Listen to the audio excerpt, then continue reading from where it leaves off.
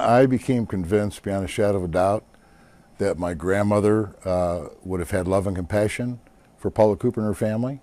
I felt she wanted someone in my family to have that same sort of love and compassion. I didn't have any, but so convinced that's what she would have wanted. I begged God to give me love and compassion for Paula Cooper and her family and do that on behalf of my grandmother. It was just a short prayer, but I began to think, well, I could write this girl a letter. I could tell her about my grandmother, share my grandmother's faith, and I realized that prayer of love and compassion had been answered because I knew I no longer wanted her to die. And I learned the most important lesson of my life that night, and it was about the healing power of forgiveness. Now, I understand that the two of you you've been corresponding while she's in prison. You've been sending emails. What have you guys been talking about?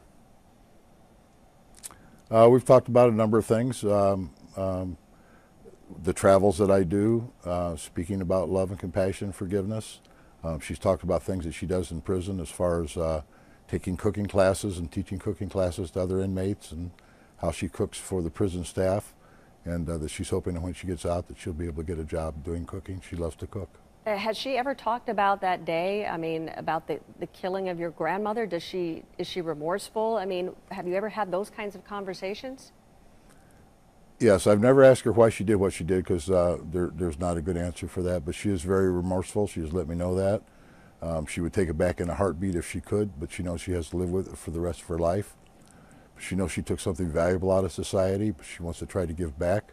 She wants to help work with other young people to avoid the pitfalls that she fell into. She wants to try to give back to society. And I understand that you have plans to actually meet with her, and now that she's out of prison, once she gets out of prison, that you guys are going to get together. What are you going to do?